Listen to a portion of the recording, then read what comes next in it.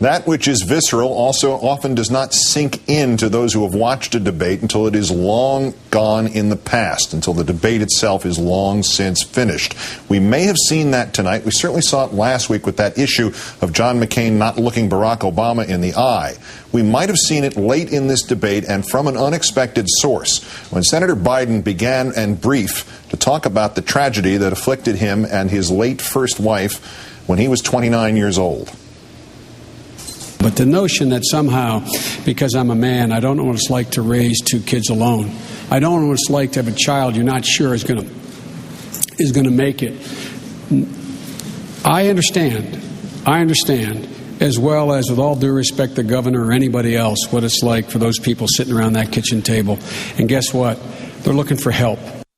A pleasure to be joined once again by Rachel Maddow and Pat Buchanan, who will finish out our segments here, two of them. And I've got to ask you, Rachel, if those circumstances had befallen, and we wouldn't want them to, Governor Palin, and she had made those remarks and she had choked up in that way, would that not have been the only thing that would have been talked about in the hour and 20 minutes since the debate ended?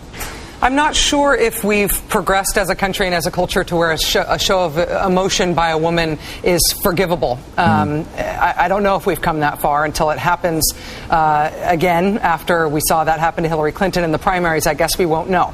I think the thing that was remarkable about that clip that you just showed was not that Joe Biden choked up, but because the way that Sarah Palin responded to it was to not respond to it at all, and to just jump back in and say the American people don't want more of the same, and John McCain has been the consummate maverick in the Senate. And it was a moment when even a body language show of sympathy, of empathy, sort of just human emotion would have been the appropriate thing to do, and she didn't do that.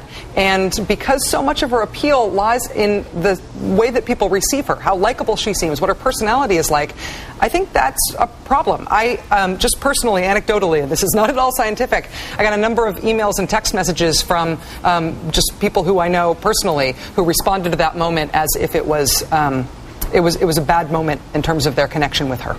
Pat, what did it do in your assessment to this? Because obviously the governor lives or dies based on that ability to connect with people, and people coming out with a smile on their face because of something that she said or the way she said it. Well, there's also a feeling that you ought not to intrude on something like that. But I do believe that moment for Biden, and secondly, I thought the very affecting little story he told about Jesse Helms when Mike Mansfield had called him in and said, just a minute, were the two best moments for Biden of the night. Biden's problem, Keith, is this. He's been in Washington for 36 years. He talks Washington lingo. It's facts, statistics, McCain this, McCain that. It is a crashing bore.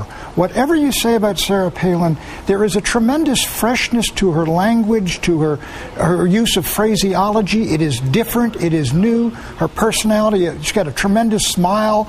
And so, that is what I think won the debate. She was far and away a far more attractive, arresting, interesting personality than Joe Biden was tonight.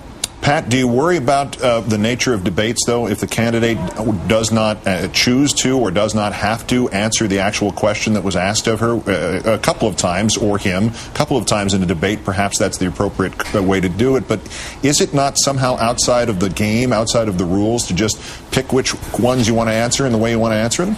Well, I do believe in a certain flexibility on the part of the candidates as well as the moderator.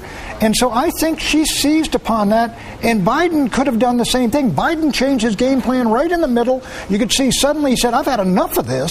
And he started getting angry and exasperated. Frankly, some of the anger made him look a little more human than some of the earlier stuff. So I don't have any problem with people doing that. They're up there, Keith, and they got 90 minutes. There's no reason that you got to sit there like Ford and Carter did, dead silent, when their lights go out. One of the great moments.